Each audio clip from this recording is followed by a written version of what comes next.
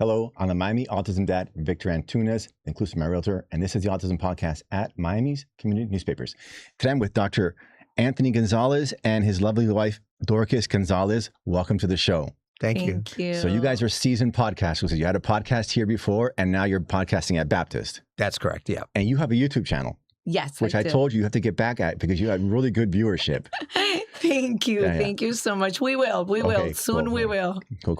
And I won't say the title. Can I say about the book? Yeah. You're doing a book. Yeah. It'll come out soon. It'll be about your experiences as Fragile X parents and autism parents. Correct. Right. So you have 3 boys with Fragile X. Yes. And they're also on the autism spectrum. Yes. So your boys were born. You didn't know they had Fragile X, which is... You know, like I'm not a Fragile X dad. I'm an autism dad. And, you don't know about that. I had just always assumed Fragile X that you would know about these things. And even as a doctor, it just wasn't like your field of specialty. Even today, you don't really know if you're going to have a Fragile X baby unless you're at high risk mother or there's a high risk family, and then you're tested for Fragile X. The pregnant mother could be tested for Fragile X and then know whether or not the baby will have Fragile X. But we're talking back in the 90s when our child was born. That's not something that was tested. And we didn't really kind of have the first idea or the possibility of Fragile X until the first boy was, 4 or 5 years old? 4. And she was already pregnant with the second boy.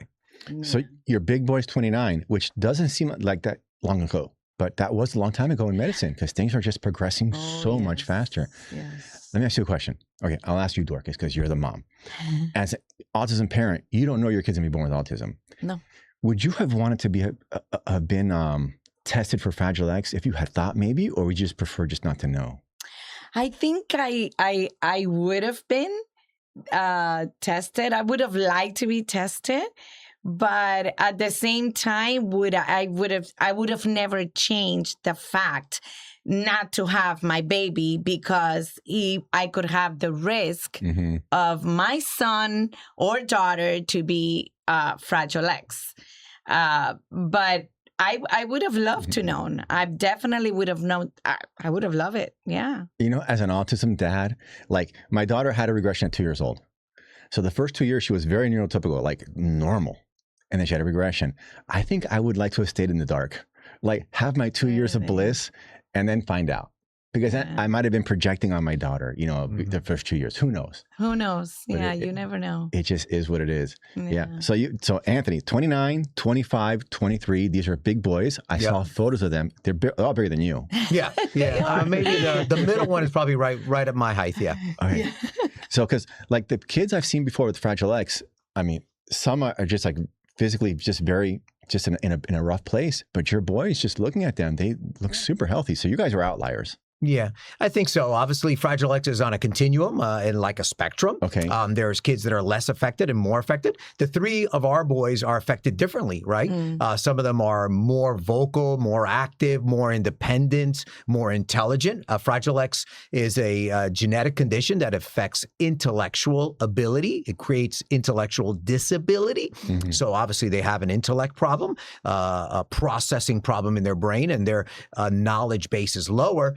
But, my oldest one played mainstream baseball until he was like 10, 12 years old. And then when it got very competitive and complicated, he didn't have the processing issues. Plus, when it got very competitive and confrontational, he doesn't have that in him. So he backed out. But yeah, our boys have done very well. And we've talked, already that they're living, 2 of them are living independently.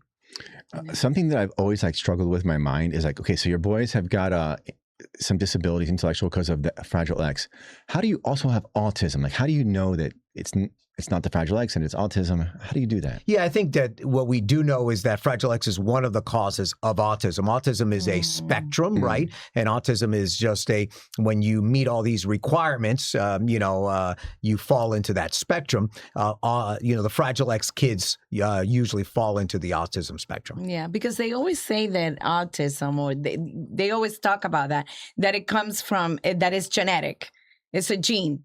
So it's like, I think for us, it's like knowing more pinpointing more like the reason why they have the autism spectrum. And the only way to find out if they're autistic, of course, is because of all the characteristics, because of all the behaviors, because of all of that. But I feel that we already know that that's happening because they're Fragile X. So it's like, it's knowing more than when they are just autistic and when the autism spectrum, and you're like more like in a blur, but you just have to go with the flow and do what's best for them. Right, and not that you can change it. Right, we can't change. We can't change what we do for our kids compared to what you do for your daughter. Nothing. Because they have Fragile X. It's the same treatment. You improve their speech. You improve their comprehension. Their anxieties. Whatever their issues are. Like we do for ourselves. Whatever self-awareness we want to improve for ourselves, we do that as well. Yeah. So you had your. At what age was the little one, let's say, and the big one and the middle one when you had him tested for Fragile X, when you found out? Yeah, so the first mention of it was when the big one was about, 5 years old? I think it was younger. 4 years old. 3, 4. And she was pregnant with the second one. Right. And we were at a neurologist because he had some speech impediment.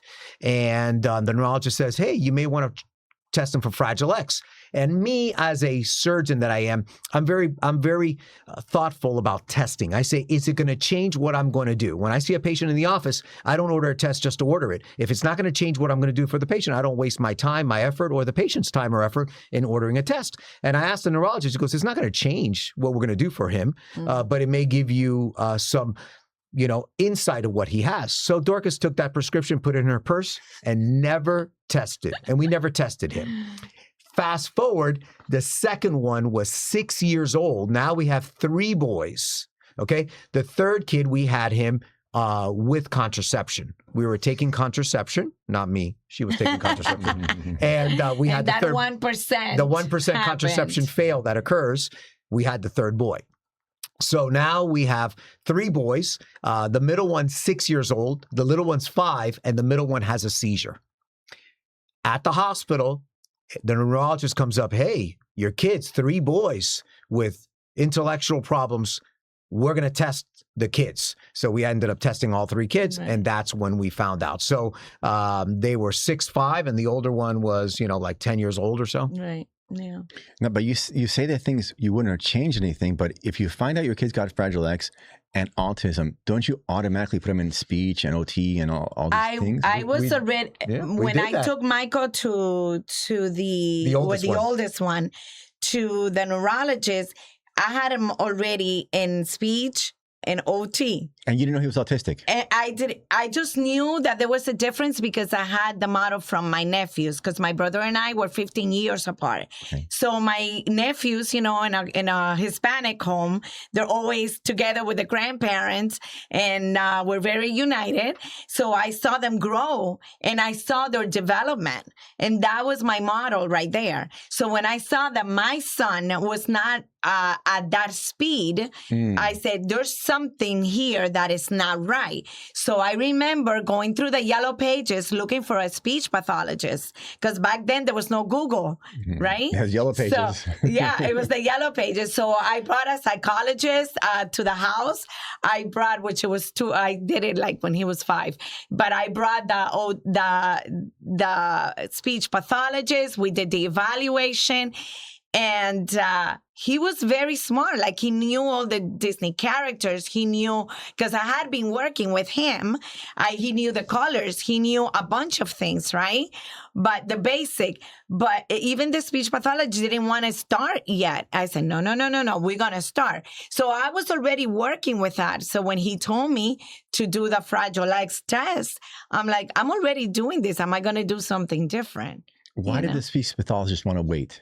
Because he said, maybe because he just has a delay, because he's very smart. He knows all the Disney characters. He's able to tell me. He recognizes so many other things. I think if we give him more time, he's going to be able to talk. And I said, no, we're starting. Yes. If he talks, he talks. And if it's just a period of time, fantastic. But we were never on deny. I don't think I was ever on. I didn't know the diagnosis, but what year was this? this was 19. Well, he was born in 97. Seven. Yeah, so so we we're didn't talking know about back early then. 2000s, No, right? there was and no early knowledge. intervention wasn't really Was what not really What it is now. what it is now. Yeah. Right? It was a different world. A It was totally different. different It world. was totally different. There was no awareness at all. No. No, at all. It was Rain Man, and that was it. Yeah, exactly. You got that right. Yes. You know, you talk about the models with your nephews.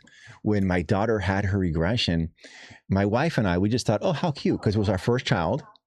At 2 years old, everything's cute. You just think it's a phase. And like 3 months in, my mother-in-law, she's like, you know what? You guys got to wake up. This is Somebody from the outside Some- realized. yeah, who had more experience. Yeah. Right. You know, because the grandma, she's had kids. Right. Exactly. And when she said that, it was like the light was like, yeah, this is beyond cute. It's beyond the phase. It's a little too much. So we weren't in denial. We just didn't know what we didn't know because we were Yeah. first-time Right. parents. Didn't realize Right. it. Yeah. You didn't Yeah. realize. Sometimes you're so close you can't see the big picture. Right. Sure. You know, I saw it, but I just wanted to think it because, you know, like, autism was already in the zeitgeist. It was a word because this Yeah. was Yeah. like 2017. Oh, So yes. yeah, it's just a it was thing, already right? out Yeah. there, but Yeah. you know, you want to just like, Nah. not my Not kid. me. Yeah, Not not my us. kid. Yeah. So what's interesting about you two is that you guys are a very sophisticated couple, Oh. and even then you didn't know. Oh. So I think there's a lot of parents out there that have this guilt about like, I should have known, I should have seen this, that, and done this. It's like, if you guys missed it, anybody can miss it, Yeah. right? And then Dorcas, you had this one quote I saw in the questionnaire you filled out for me, and when I read it, it was like it just like blows up my mind. Like it helps me reframe my life actually. And you said a diagnosis is information, not limitation. And when I read that, I was like, you know, because sometimes it's such a simple phrase, a It's few little words, powerful. but it's super powerful. Super. Because first of all, like I thought about my daughter, I wouldn't have wanted to know, because then I would have been projecting on her, because we all project. Yeah. We say Yeah. we don't. We but treat them differently. Yeah. Yeah. Yeah, I would have treated her differently. And then like once you had the diagnosis, it's just information. Mhm. It's what you make of it. Mm-hmm. But it had to be scary though. Absolutely. Very extremely scary. And it's like, okay, it's something else. This is serious. And then reading about it Yes. at that time, reading about it and getting all that information, it's overwhelming. It's an overload, and it's a huge weight to be able, it's hard to bear that, you know, and to be able to cope with, like I was telling you before we started the podcast, how, you know, the guilt and the grief, because I'm the carrier. I am the one How that did is you know giving. you were the carrier? Well, it was kind of obvious. I didn't do it until I was prepared to do it psychologically. But usually it's the mom. So a That- boy, and gets he would an tell you X. that A boy gets an X medically. and a Y. We have X and Y. Okay. Your mom gave you the X. Your dad gave you the Y. Got it. So Okay. all our boys have an X and a Y. She gave him the X. I gave him the Y. That's what makes a boy, a male, a right, male. Right. A girl has two X's. So you gave your daughter an X. Your wife gave your daughter an X. So obviously, when you have a boy, you know that she gave him the X. She gave the boys the X. I gave the boy the Y. That's why we know. But you know, we knew that. That's 100% the possibility. But she was tested, and of course, So yes, I made sure I that am she the was a one that carrier. I am the carrier. So knowing all of that, you're seeing your kids. Think about it. You're seeing your kids. You're receiving this diagnosis, and you're like, "Oh my God, what did I do to my kids?" So you feel that guilt. You feel that, and it's the grief. It's like, oh my, you know, the anxiety, all of the other components that are attached to it. But then when you see, when over time, how God transforms that pain into purpose. And that's the beauty of it. That and that's the reason why, right? Like I was telling you, this is the reason why we're having this conversation. Because when you see that it's a purpose and it's an assignment that God sent to each one of us to be able to be an inspiration to other parents. To me, that's it's when you see it that way, your perspective changes completely. Totally. And these kids, they change you and they change your life. Oh, yes. Like the work I do now, like on the podcast, off the podcast, if it wasn't for my daughter, I wouldn't be doing it. Right. I mean, I knew about autism. You always have a soft spot for people with disabilities. Yeah, of course. Yes. But would I have been doing this? No. No. Now, you were already in medicine, so you were already helping people. But I'm sure like the disability world, that's a whole other world. Completely. Oh, yes, completely different. Completely different. And obviously when it's your own children and you have expectations of what you want your child to be, whether it be you want your child to be an athlete, a pro athlete, you want your child to be a doctor just like you know, and so forth. And you come to the realization that they don't. They have other limitations. And I think you have to come to the acceptance that the world needs all types of people, right? Yes. You need doctors, you need lawyers, but you need people that can cook your food. You need people that can paint your house. You need people that cut your grass. You need people that do all types of activities, right? So, you know, my large health system has a large warehouse, and one of my sons works at that warehouse so that we can provide all the supplies for the 10 hospitals that we have. That's necessary, or I can't provide care. And your listeners who get care at our hospitals can't get care if my son is not helping with all the inventory at that facility, right? So everybody has a purpose. Just like the other one who works in dining services at one of the hospitals. And if you're going to be going over there to visit a loved one, you're going to maybe eat a meal there. So yeah, everybody has a purpose. And when you realize that not everybody has to be an astronaut or a physicist, you know. Or a Michael Jordan. It's just Right, correct. Yes, exactly. I'm not 6'6". You know? We can't dunk the ball. No. No. Yeah, it's not to save my life. And I'm sure like if we were to ask your boys, you know, would you rather be born with fragile legs or not be born? Everyone wants to be born, I know. right? Yeah. Because like your sons are contributing, Yeah. right? And they're healthy. They're big boys. Yes. They have parents who love them. I'm sure they've got each other. I'm sure they got friends, and they're living a casa familia, which is super nice. Yes. And they've got a big who is it? I think it's Sunset or Sunrise. Sunrise. Sunrise. Yeah. And they've got all Support. these- Home. Great Yeah. support. Yeah, Great they sure support. are. And they got all these Great activities support. going on for them. Yes. Yeah. Yep. And then It's Dorcas, so I much don't fun. know if it was in the questionnaire, but I saw your YouTube channel, and I can tell that faith is a big part of your life. Yes, it is. Were you a faithful person before the kids, or did that make you more, or no change? I grew up in a Christian home, and my parents were an example of the faith in the Lord. And that has always been my priority. That my kids made my faith stronger. Yes, they have. And probably deeper. And deeper. And wanting to know more about God by reading more the scriptures, knowing more about it. Because when you go through different seasons that we all do, right? And different process in our lives, you know, that's when you either, you make a decision, either you just forget about God and blame him for everything that is happening, or you get closer to him. And in my life, that's been, I've gone closer to God. And definitely I know that without him and without his grace and without him giving me the wisdom and the support, it's only with him that I've been able and that we have been able to accomplish everything with our sons. And that's my heart. My God is my everything. And I always say that with him, I can do all things. Without him, it becomes a big, big problem. Faith is also a part of my life. And it's interesting. When good things happen, we take all the credit. Yeah. Bad things happen, it's God. It's God. It's God. Exactly. Yeah.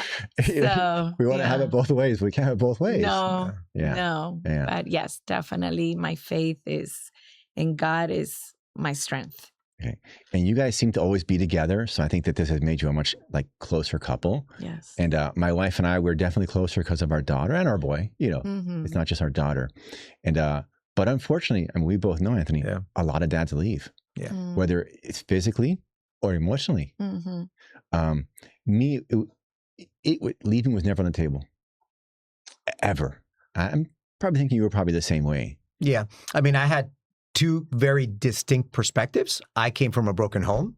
My dad left the house because of problems with my mom at the age of 12 when I was 12. I saw what it did to my mother. I saw what it did to me, my brother, and how we suffered. And then I had the other perspective of her parents, married for 50, 60 years, always together, together. And I said, I want to lead that type of life. That's the life I want to lead.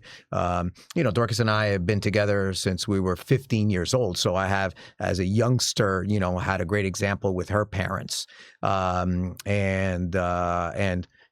not her fault, that we have three boys with special needs. And why am I going to pick up and leave? It's my problem as well. It's 50% my problem. They're 50% mine, So I was going to stick it out and do whatever I can do. I may not be able to do everything she can do, but whatever I can do in my part, whether it be provide as the man of the household, supportive, be there for birthday parties, be doctor's appointments that are necessary, block out my day. We spent hours in neurologist's office waiting 3-4 hours, They make you wait too. They make me wait. You can't play the doctor card. No. And so I know what it is to, block half a day of my life just to sit and wait for an appointment for a physician for one of my children.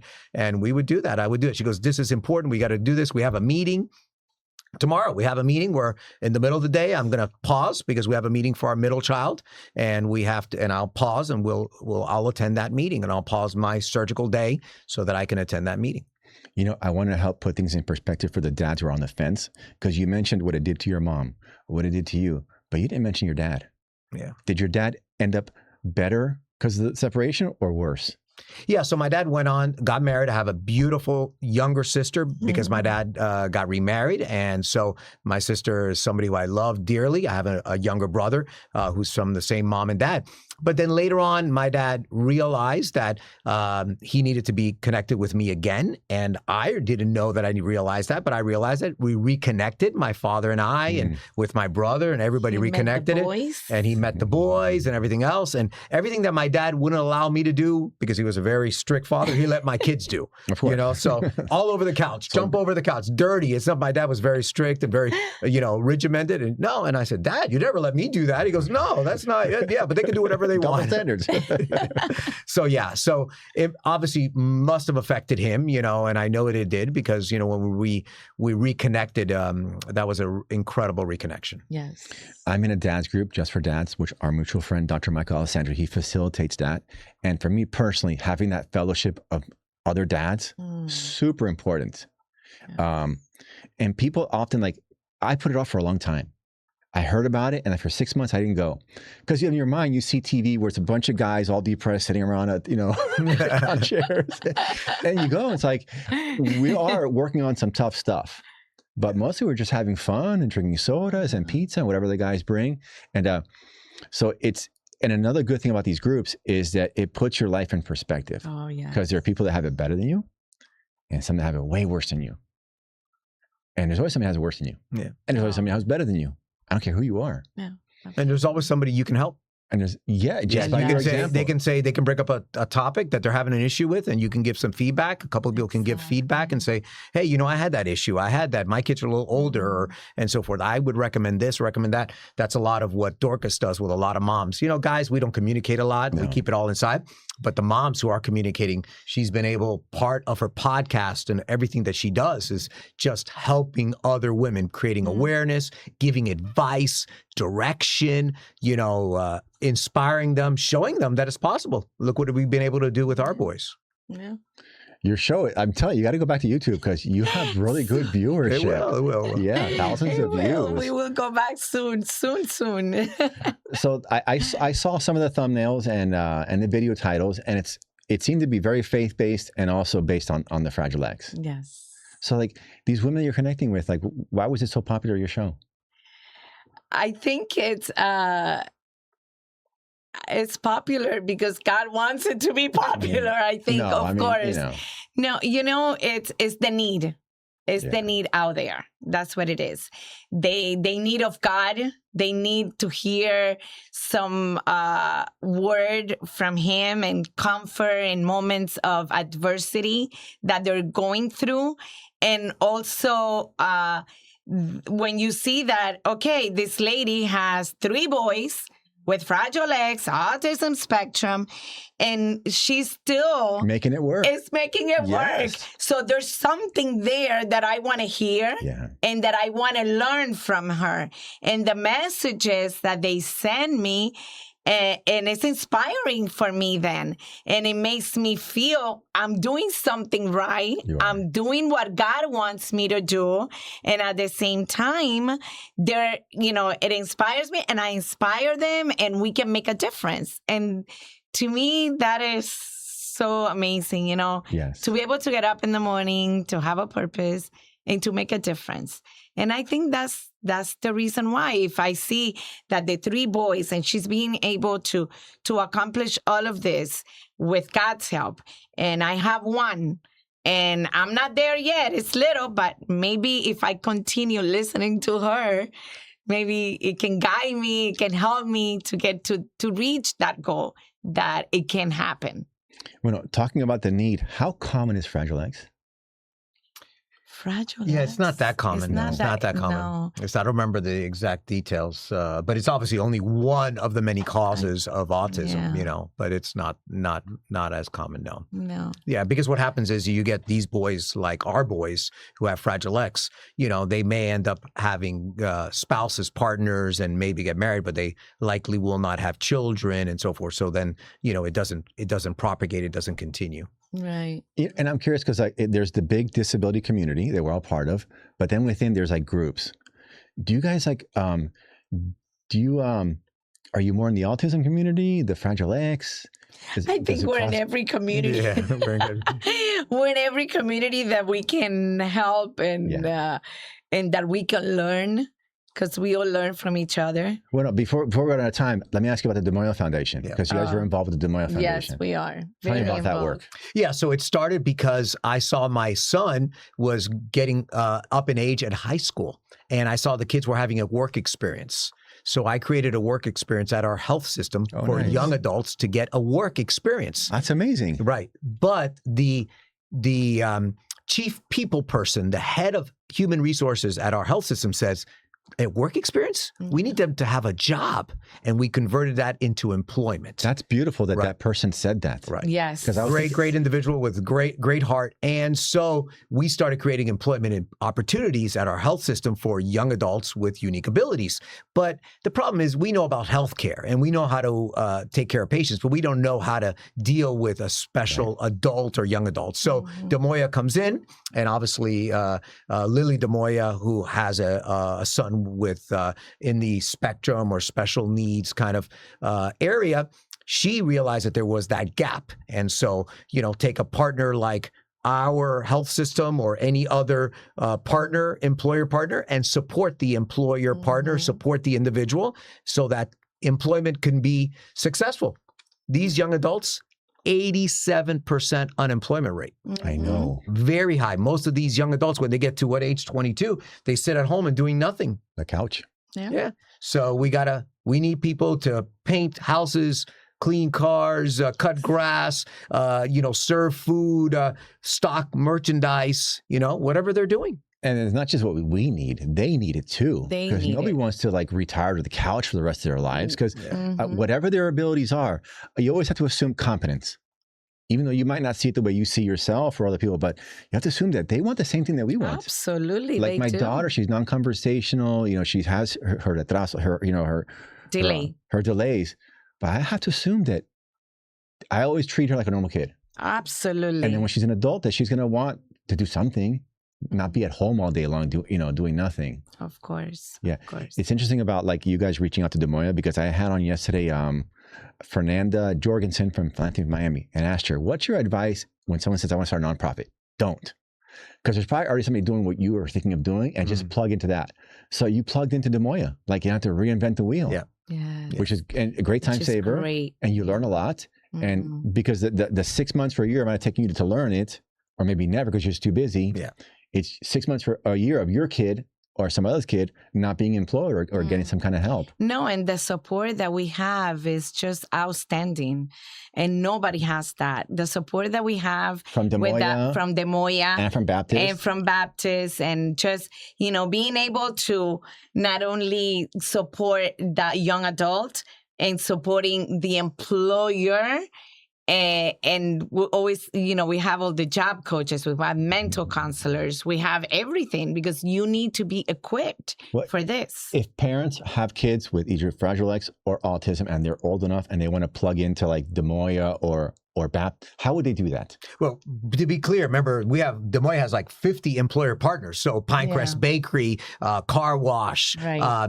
There's employer partners all through South Florida that But they go to partner Des Moines with. first, though. They go to Des Moines. So the key would be to go to Des Moines. They have to be evaluated. They have to be trained and make sure, and then find their strength. Like your daughter, when she gets the age, we're going to find what is her strength, right? They are. I'm peripherally involved, but they're going to find out what her strength is. And Des Moines will say, the best job, these are the best areas for your daughter to work in because these are her strengths. They want to place them where they're going to succeed. We just don't want to place the young adult where there's going to be failure. And that doesn't mean that when you started your first job, you had your you didn't stay there forever, right? But there's things that can happen along the way.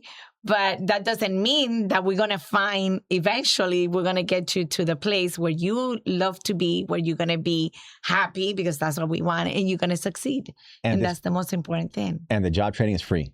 Oh, everything is free. Everything's free. Everything's free to the parents, to the individual, and to the employer partner. The employer partner only pays the employee. Yes. Yeah. All of the support is free. All funded by philanthropy, by government.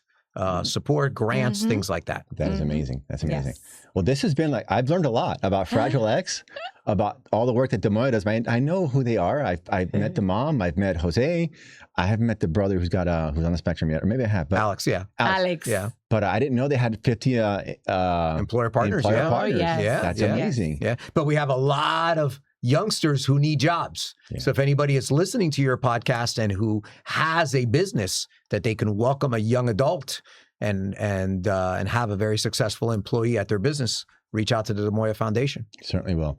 Well, this has been like a learning experience for me. You guys are delightful people. Thank you, Victor. I'm proud to have you here, and I've learned so much, and this has just been a great conversation. Thank you. Thank you for what you're doing and the awareness you're bringing. Thank you so much. It's made my life. It really has. My daughter just changed my life for the better. Of course. There's nothing negative came out of her autism for health of her as well. Yes. Awesome. Okay. Well, let's turn the camera. We'll sign off. All righty. So this has been the Autism Podcast with Anthony and Dorcas Gonzalez. Thank you for joining us, and we'll see you again next time.